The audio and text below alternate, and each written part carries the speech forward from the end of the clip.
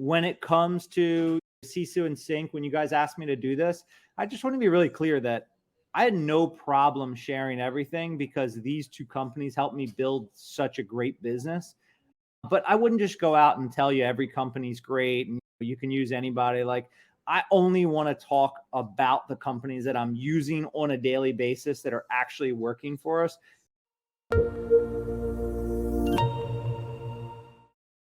Digital losses, Nick's blueprint for profitable online lead generation real estate. Nick, give us a little background on yourself, please. I've been selling real estate for 22 years, something like that. I run the #1 team in the Maryland, DC region. We've been #1 for the last 5 years. I think we'll sell close to 500 homes for around 200 million. But as far as all that goes, I spent 12 years probably just struggling, trying to sell 30 homes or 40 homes a year and just trying to figure it out and put it together piece by piece. So it's not like I had 22 years of success. I had a small chunk of success by a lot of failure to get there. So we're going to talk about some of the failures I had and some of the things I screwed up and some of the things we learned along the way. And as you just stack those things one after the other, you start to see a pattern, you start to actually succeed, but it doesn't happen overnight. And this will just be the start of you stacking your wins if you follow some of the stuff. You made me think of something, Nick, that we actually just talked about this on our team today. It's the poem of the stonecutter, and it says, when nothing seems to help, I go and look at the stonecutter, hammering away at his rock perhaps 100 times without as much as a crack showing in it. Yet at the 101st blow, it will split in two. And I know it was not that last blow that did it, but all that had gone before. So yes, there's a lot of overnight successes in this industry, and none of them really are. It's all just persistence and keeping at it. And that's definitely something we're going to dive into today. And when it comes to lead gen, I'll shout you out because we were looking at your numbers in Cisu, and the spread of sources and the way that you guys have approached multiple different lines of business is really healthy. I think some struggles in the industry today can be tied back to like reliance on just one type of lead or one line of business, right? It's no different than investing. You're not going to put all of your money into one stock or one type of investment. You're going to go diversify a little bit, right? Mm-hmm. So that was one of the main reasons that we really wanted to have you here on this webinar, is because I think you've done that exceptionally well. So, well, I think, Zach, before we dive into you, because I want to introduce you, one of the things that I laugh about all the time is like one of our lead gen methods back in the day was Craigslist.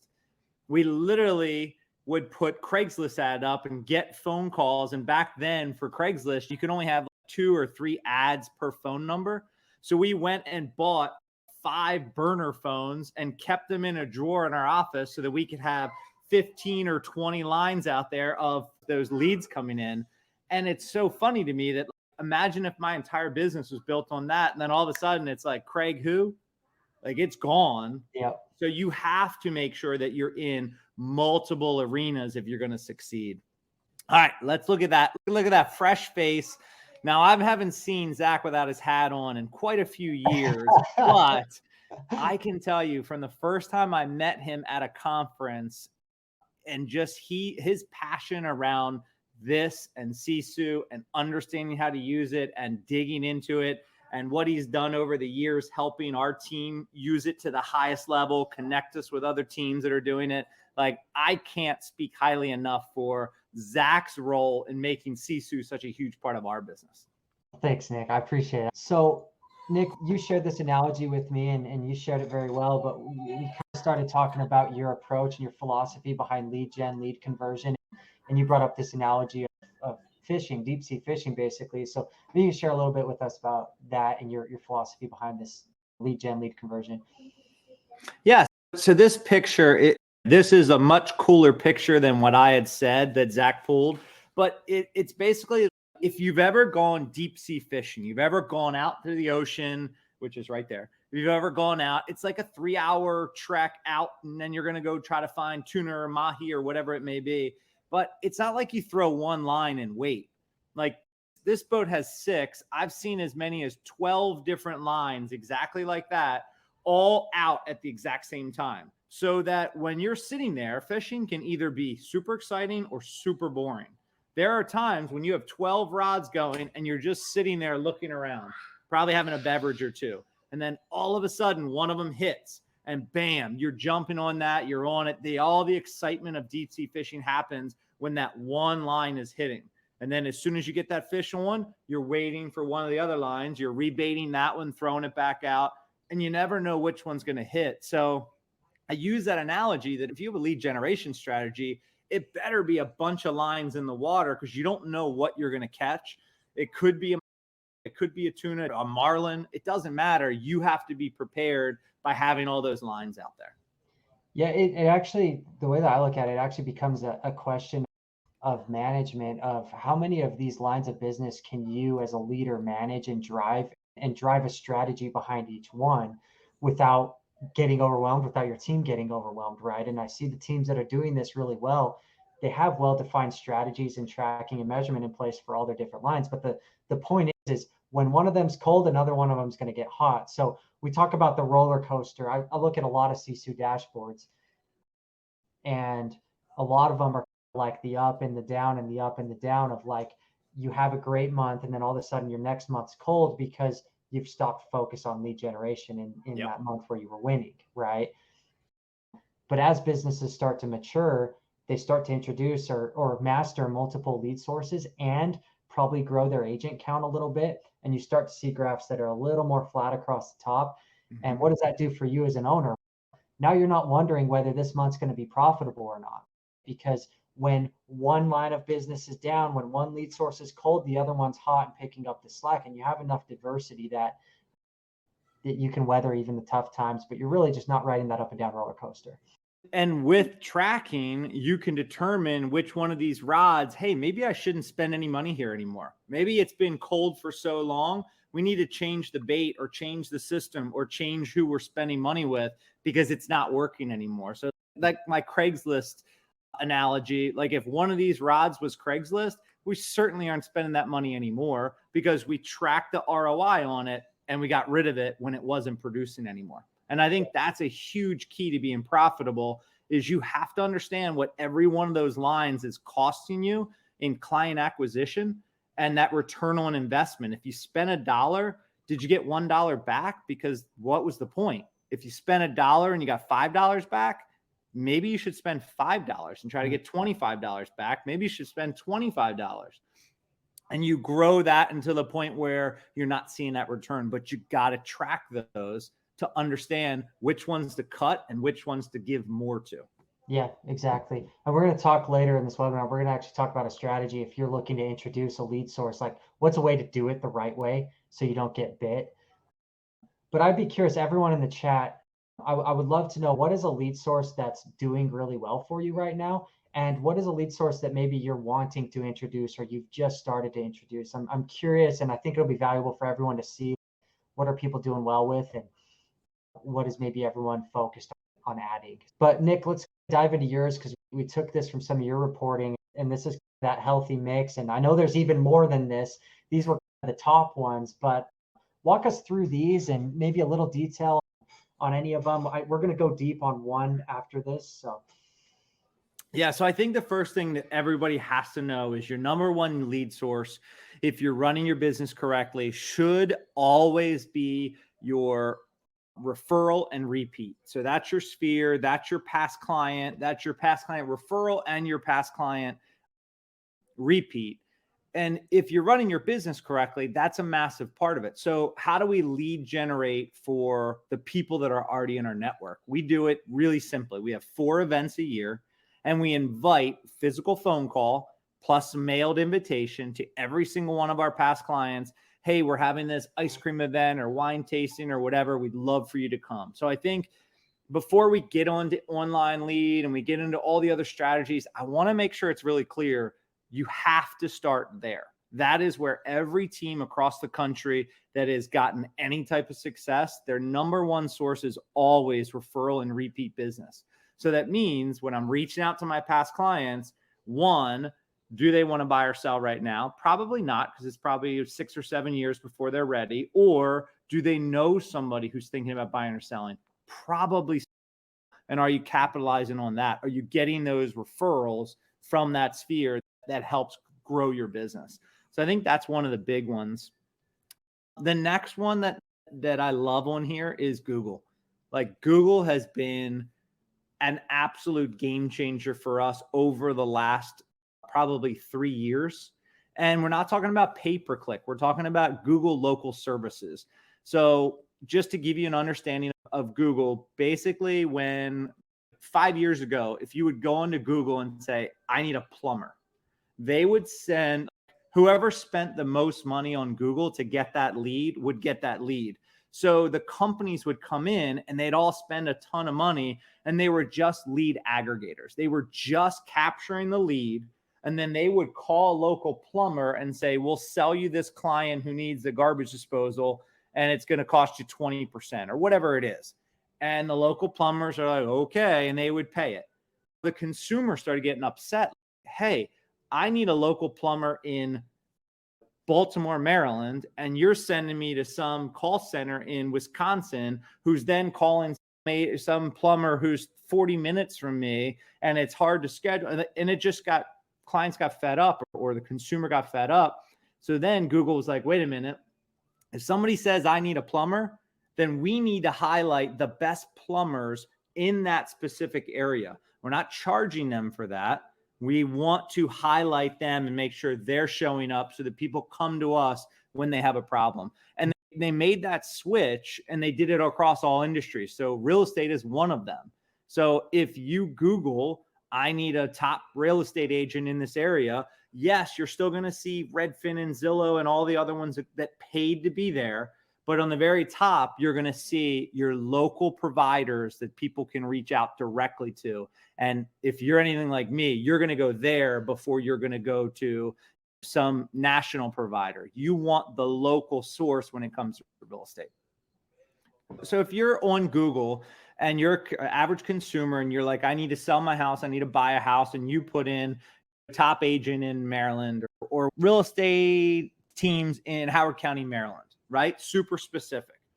If you look, that's my picture that came up first. And then there's 3 more for that. And it's not like I'm paying tons of money to be first on that. How we're being first, Zach?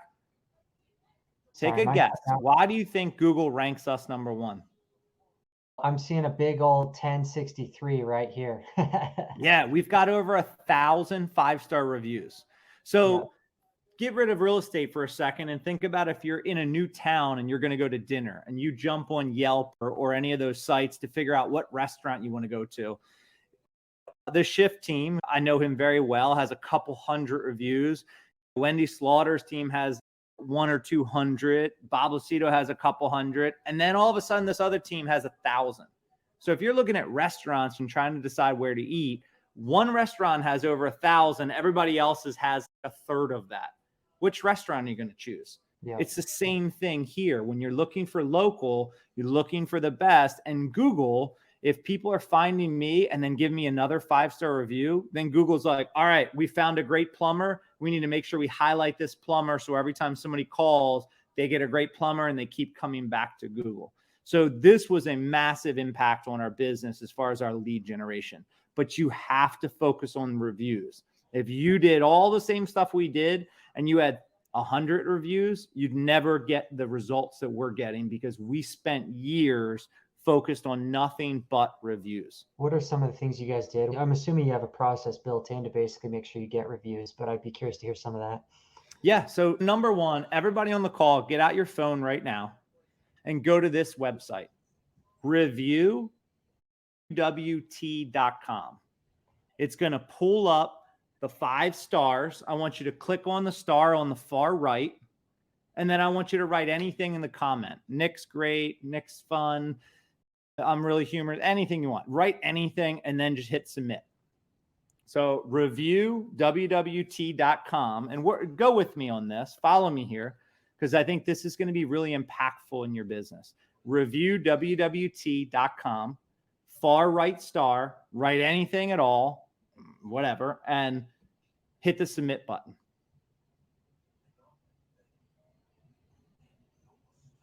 All right. So if you did that, you just gave me a 5-star review. And truly, from the bottom of my heart, I appreciate that. I really do want your 5-star review. But what I want you to see is how easy it was for you to give me a 5-star review exactly where I wanted on Google that would show up and help my GLS account. So do you have a system that you can so clearly send your clients, your past referrals, whoever to, that it's that simple? Could you imagine if I would have said, all right, guys, go to Google Waldner Winners Team, then look for the review button, click on leave a review. Okay, then the next and the no one's ever going to do that. So you create a vanity site and then you send every one of your clients that. It's a one click. It takes you right to the 5 stars. They click on the right star and it's done. It's really that simple. So I don't want you guys to think like, oh, he's out here just trying to get 5-star reviews. I absolutely am. Like this is our business and this is what we do to make money.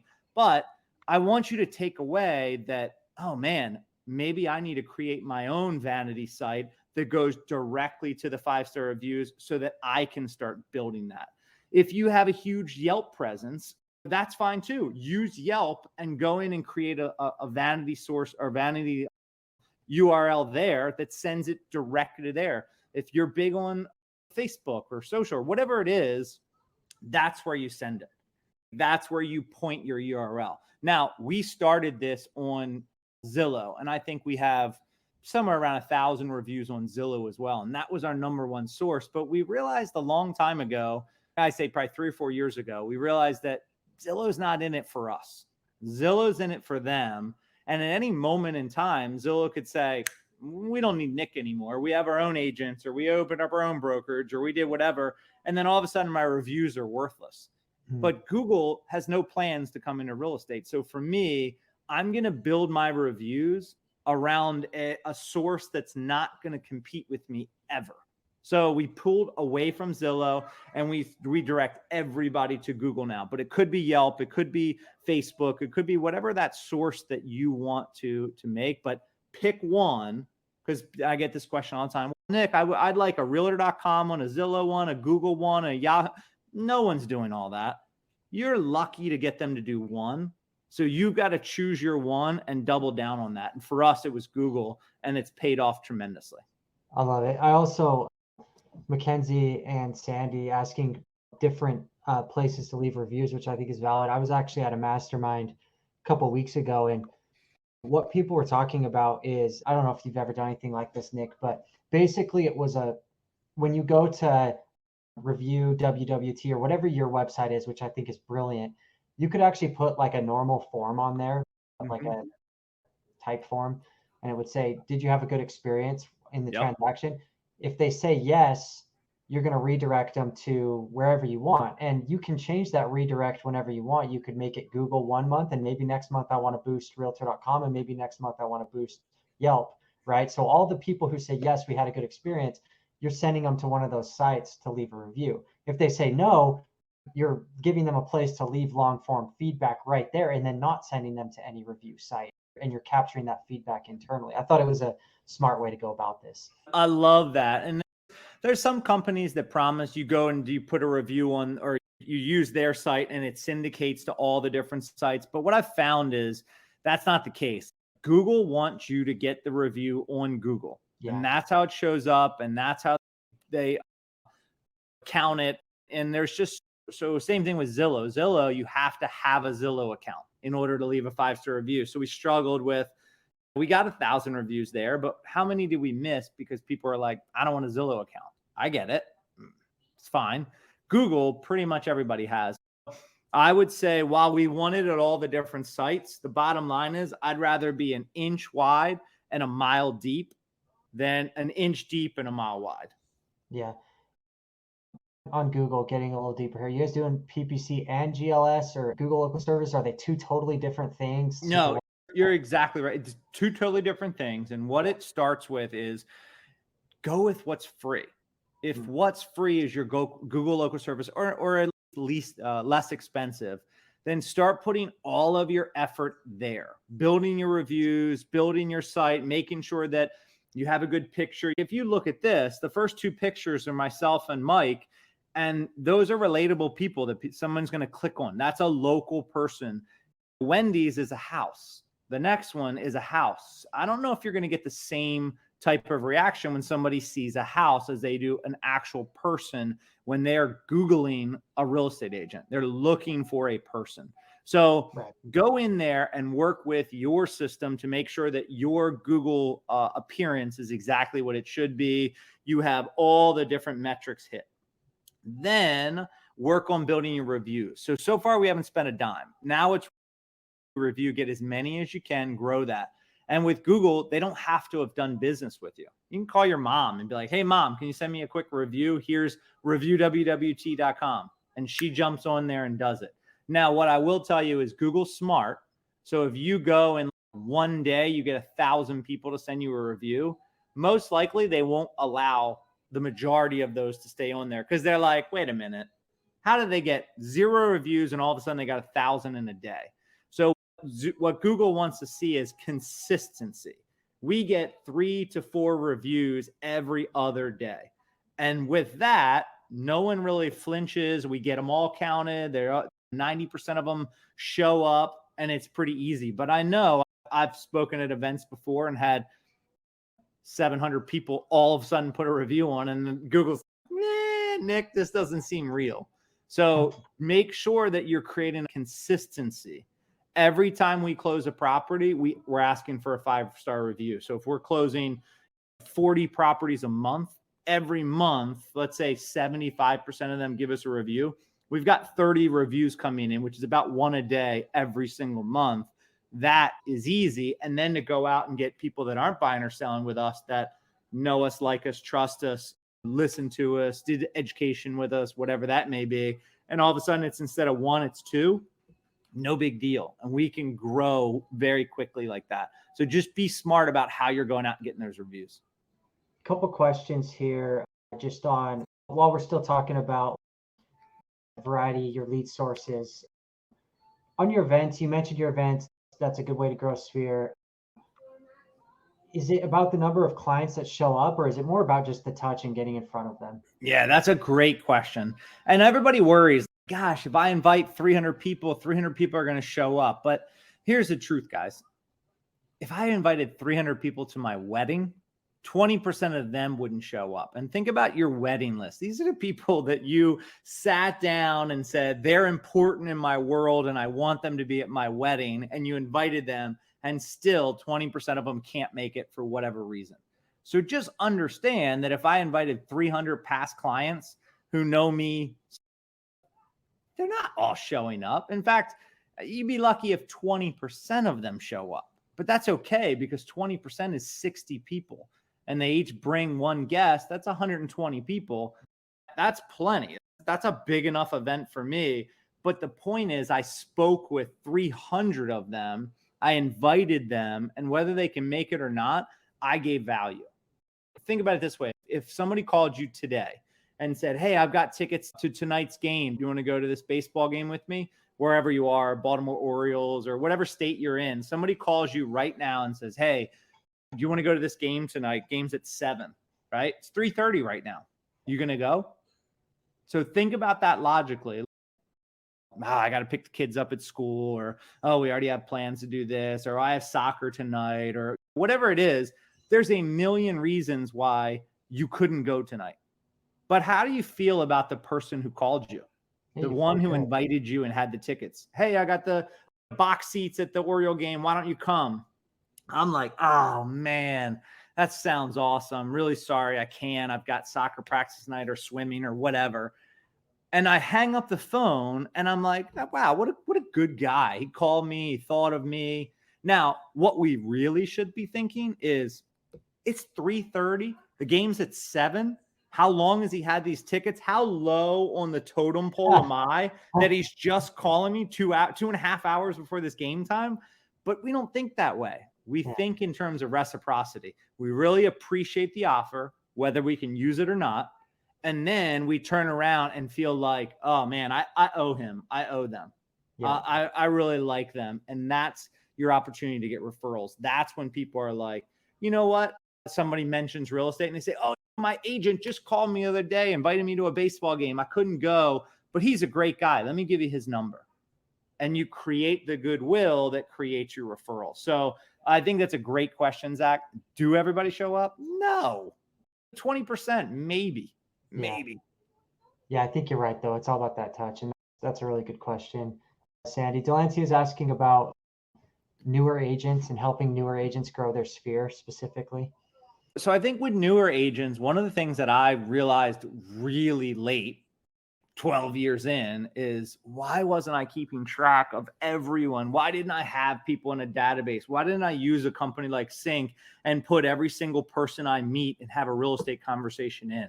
Like, do you imagine how big it would be? Now we have a pretty big database. We have 23,000 people in our database, and a lot of them were from all of our different lead generation sources. But imagine if I had 1,000 people locally who actually knew me, liked me, trusted me, whether they bought or sold real estate with me or not, it's not as important, but they know me and I have a way to communicate with them. I have an email address, I have a phone number, and I have a set up system where I reach out once every 3 months or once every 6 months, whatever it may be, but I can consistently go back to that well. We think, oh man, 22,000, it'd be great to have a database that big. But the reality is you don't need that. You give me 325 people that know me, like me, and trust me, and I could build a massive business just on those 325 people. And I would do it really simply. I'll just give you the blueprint for this really quick. I would call every one of them once a quarter. I would text or send a handwritten note to every one of them once a quarter. And then I would do some sort of social media touch once a quarter. So Zach gets a new puppy. I see it online. Once a quarter, I might say, oh, Zach, your puppy is so cute. Where did you get it? Whatever. And that's how I would connect with them. Now, if you do that with 325 people, the math works out really simple. I need to call 5 people a day. I need to text 5 people a day, and I need to social media touch 5 people a day. So we have all that set up in auto tracks and CINC. And then every day I wake up and my phone says, here's the 5 people you need to call. Here's the 5 people you need to text or handwritten note. Here are the 5 people. Go on their social media and comment on something they did. And it's that easy. So now every single one of those 325 people hear from me every single month, but it varies in intensity. So it's intense when I'm calling you. It's very low intensity when I'm on your social media, right? So nobody wants a phone call from you every single month. That's insane. Imagine if your insurance guy called you once a month. What do you want?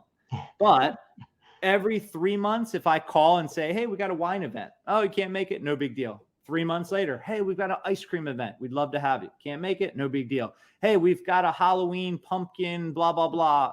Hey, oh, can't make it? No big deal. And then the fourth one, we have a Santa, whatever our fourth event is.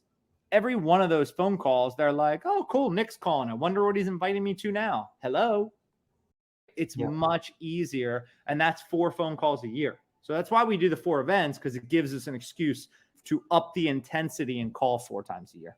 I love it. And you can tell you're very intentional about this. And I'm guessing you weren't always intentional about it from day one. So you must have learned and grown. I was not intentional about anything, but over time, to be a new agent today and to start this stuff and work on your consistency and work on doing the same things, the right things over and over again, you will grow twice as big as me in a third of the time. Yeah. That's the value of teams too, because and as a team owner, when you're recruiting, you bring these new agents in, you've got the system, you've got the software. I see a lot of Cisu. You can do onboarding in Cisu, and you see the task list. And really all the teams that I know that are operating at an extremely high level, one of the first things is help this agent figure out what their sphere is, who's in their sphere, get it into the CRM and get them on some kind of plan, exactly like what you mentioned. And that right there just blows the whole learning curve away. I'll give you an example of one of the agents in our team. In his first year, he made 50,000. His second year, he made 90,000. His third year, he made 175,000. Imagine going from your $40,000 a year job, 3 years later, you're making 175. And we literally just plugged him into the system. Every morning he woke up and we'd look at Cisu together and I'd say, how many contacts did you make? And we checked that and we tracked that every single day. And we knew whether he was making enough contacts. And then it was, all right, how many people did you add to sync? Did you set up a follow-up? Do you have a reminder set? Are any of your reminders past due? And it was just that consistency every single day that allowed him to ramp up really quickly, because it took me a long time before I was at 175,000 in income. It certainly was longer than 3 years. So it's understanding that the tracking every day is what makes a difference. Like we talk about, I want to lose 10 pounds. It's not like I got to eat really healthy today and tomorrow I should be 9 or 10 pounds lighter. No, it's like removing 100 calories every day for the next year. That's the healthy way to reduce weight, is little changes every single day that over time add up. It's the same thing here. But if you're not tracking it, you don't know if you're performing. Getting a little deeper on this, talking about if I'm on this call, I'm like, okay, I like what Nick's talked about with Google, or maybe I want to go introduce, I don't know, Zillow or any of these. There's so many lead sources. You want to go introduce a lead source, right? A system to systematically bring these sources into your business and do it well. And you and I started talking about this, but really there's a couple things for me that are non-negotiable. One, every quarter, at least every quarter, I'm sitting down with my leadership team or with my partners, and I'm looking at a report of our lead sources. The teams that I know that are doing this extremely well, they're pulling up that report, they're stack ranking them by conversion over that time period. And then they're basically making decisions on, is there a source that we're under investing in that we want to invest more in? Is there a source that we're over investing in? And is there a source that we want to cut? And what is the new lead source that we want to introduce in this quarter? And you're doing that at least every single quarter. If you don't do it that way, that's where you wake up one morning like, man, profitability is not where we want it to be. So let me elaborate on that a little bit, Nick, and your guys' approach if you were going to go add a new lead source today. Yeah, we literally call that our state of the company. And instead of every quarter, which is how we used to do it, every single month we look at what's the ROI for each one of our lead sources. The only way you can do that is to know what the lead sources are when the leads come in. So we track that through Cisu, which then connects right to CINC so that we have that in there. But then you have to look at CINC to make sure, do we have reminders set? Are we following up? Are we doing everything in order to maximize that lead? Because you could have the greatest leads coming in the front door, but they could be walking right out the back door if you don't have your system set up over there. So when we're tracking, I need to track everything coming in. I need to make sure the back door is closed and we're doing our follow-up and doing our reminders. And then I add up the numbers. Okay, we spent $5,000 a month for the last 4 months. That's $20,000. How many closings do we have, or do we have in process? We have 5 under contract. We have 2 people that are searching for houses right now, just haven't found one, and we've closed 2. Well, I'll look at those numbers. Our average price is around $450. I'll look at those numbers and be like, that's great. I'll spend $5,000 a month if I'm getting 4, 5, 6 closings a month. That's easy. And most people would. And most of you will sit there and go, well, yeah, that makes sense. I'd spend that too. But if you're not tracking it, you don't know that. And if 5,000 sounds like too much, make it 500. If you spent 500 a month, are you tracking that to see how many closings, whether the closings have happened or they're in the process of happening? Either one of those is fine. I just want to know I'm getting good leads. So we have a lead source that we're using right now that we just added, and this is a perfect example. We started getting leads in, like a lot of leads. It was really good in terms of the lead number. But when I started looking at our tracking, when I started looking at Cisu, we would have a lot of initial phone calls and very few would follow up. And then I started reading the notes, and it was like 580 credit score, 500 credit score, no income. And it was really quick to realize, wait a minute, these leads are terrible. It's not like we weren't following up and we weren't doing everything on our plan. We were just not getting great leads. So we immediately, within 60 days, turned that entire source off because it just wasn't providing us the leads we wanted. And then there's been other lead sources where we started with $500 spend. And after 3 months, I saw such success. I'm like, let's make it 1,500. and we kept watching it. And then we made it 2,500, and then we kept watching it. And at some point, you can only spend so much before you start encroaching on the business. So maybe we get to 4,000, and after 4,000, it's not worth spending an extra 1,000 or 2,000. And Cisu is what we track all that from, so we know what that return of investment looks like. So your P&L, your tracking system, and your CRM, that's everything in your business. And I'll openly tell you, like right now, we were at 30.8% profitability right now. And that's a huge part of us managing every expense and looking at every return on investment. So we're only spending money that we're getting a good return from. I think it's important also to notice and recognize there's a hidden cost with your lead. You might have a lead source that you can generate leads at, I don't know, $2 a lead, crazy inexpensive. And you can, pump a ton of leads into your system. There's also an opportunity and an energy cost of calling those leads, right? Just because you can pump a stupid amount of these leads in for cheap, there's time and energy being spent in converting those leads. And sometimes I think that's a hidden cost, or it can be a hidden cost with some of these lead sources, right? But really the only way to know is exactly like what you said, Nick. You got to track it. And I would even recommend, especially if you're a team, five plus agents, especially, stack ranking your agents per lead source. Cisu makes it really easy to actually do that. You can pull up any lead source and actually break it down per leads or per agent on that lead source, because we've had teams that said, hey, yes, we're unprofitable with this lead source, but actually when we nurture them this way, or we nurture them with this agent, or when we give them to ISAs, we're actually profitable, right? And so it doesn't mean pull the plug automatically. Maybe it's just your conversion approach, right? Zach, I'm glad you said that, because there are certain lead sources that our ISAs do a phenomenal follow-up job. And we see success where our agents were taking that initial phone call and it was like, you ready to buy or sell? 6 months. All right, call me in 6 months. And they're just going from the next, they're cherry picking and picking the best leads. So the lead source felt like, oh, this isn't working for us. But the results were, we were just going through the wrong channel. When we moved it to our ISA department, they did the follow-up, and 6 months to a year later, those sales started showing up over and over again. So then it was like, okay, great lead source with the right person. Yeah. And the same thing goes with social media for us. When we spend a lot of money on Facebook and got a ton of leads coming in, it's really simple for somebody that's just scrolling mindlessly on Facebook to click on a picture of a house and check it out. They call it real estate porn. And they're just like, oh, I wonder what the backyard looks like. I wonder what the kitchen looks like. And then all of a sudden we get their information. We call them. We're like, oh, you ready for that backyard? And they're like, whoa, no, how'd you get my number? And it was very difficult to go through a ton of people that had zero interest in buying or selling real estate.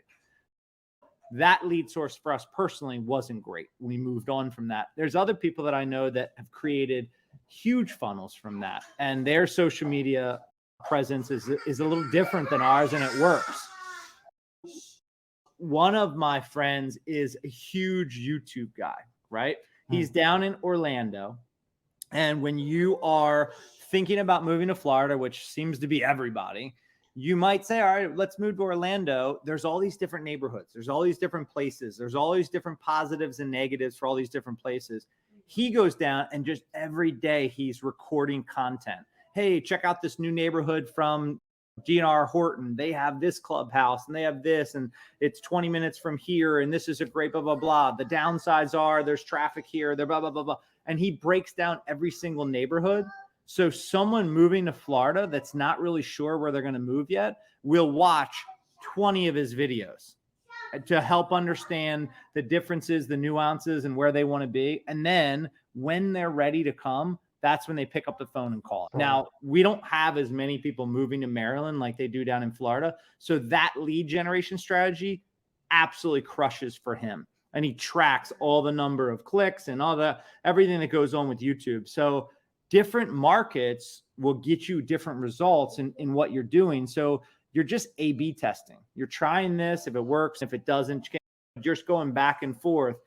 But you can't do any of that if you're not tracking it. If you don't know exactly what's coming in, exactly what's happening with it. Cisu tells us, so we had 475 leads here, and we got 22 of them closed. All right, now let's look what we spent to get those leads and look at how much we made. Was it worth it? Yeah. So just summing this up, if I'm an agent and I'm going to go and I would write these 4 steps down, if I'm going to introduce a new lead source into my business, right? I want to do it the right way. First, number 1, that source has to pump into the CRM, right? That's like first thing, you've got to get it connected somehow. And I know, Nick, that's one of your guys' non-negotiable, like everything goes into sync, and the more time your agent's ISA spend in sync, the more leads you're going to convert, like flat and simple, right? So Yep. That's number 1, get it in the CRM. Number 2, you've got to be able to track the profitability of that source over time, right? First at the team level and second at the per agent level, right? And you could do that. There's 100 ways you could do that. Sisu makes it extremely easy for you. And then the fourth one I think is actually really important, and you hit on it, Nick, is different agents actually have different mindsets towards different lead sources based on the success that they've had. And one of the biggest challenges that you face when introducing a new lead source is just creating that belief, because we all come with biases, right? So if the first call that I have with a new lead source is a crap lead, I'm going to start carrying a bias towards that lead source. And one of the ways that I've seen great leaders overcome this is highlighting success on the lead source that they care about over time. That's the simplest thing in the world to do. On your team calls, team huddles, or whatever, you notice that somebody just set an appointment with XYZ lead source. And it's really easy to, again, track that. You track it 100 ways, but really easy to track that in Cisu and show, hey, John, you just set an appointment with XYZ lead source. Talk us through what happened. What was your conversation? How did you end up setting that appointment? And you do that over time, and you start to highlight that success, celebrate that success. Hey, John, you just closed one with Google Local Services. Give us the rundown there, right? You start to overcome maybe those biases or limiting beliefs towards lead sources. Yeah, Zach, one of the things we do every meeting, so every Monday we have a team meeting, and when we talk about, we have a slide every single week with how many 5-star reviews we had and what the change is in the last 7 days. So we had 1,058 and now we have 1,064 or whatever those numbers are. We track all that, and we just added a new portion of that that's like, for our Google close, we've closed 35 homes this year for a total of 315,000 that agents were a part of. So every time you get a 5-star review, we get more calls on Google, you get more closings, you make money. So that means the agents alone made 315,000 from this lead source. Can you imagine, as an agent, if you're sitting there, whether, yeah, I've gotten a lot of those and that's a great lead source, I need to keep getting 5-star reviews, or gosh, I haven't got any of those, I need to get more 5-star reviews, I need my share of that. Literally, without having the numbers and the tracking, you can't do that. You can't show them exactly why when that Google call comes in, you better answer it immediately. Speed the lead. You better jump on that and be the first, because the closings are happening, just whether you're getting them or not. Yeah. Cool. Okay. So wrapping this up a little bit here. First of all, thank you, Nick, for sharing all this. And also, as far as questions go, let us know what final questions you have so that we can keep diving in here. One thing I wanted to throw in, if talking about conversion really comes down to, we've talked about it so many times, tracking, right? And so give my little spiel here of Cisu. If you're not familiar with Cisu, if you're already on it, one of the biggest challenges is you can get all these leads into the CRM, but you need it in a place where it actually can compare it to the closings and the financials, right? So what Cisu does is it aggregates all of your lead sources. It tells you who they were assigned to as far as agents.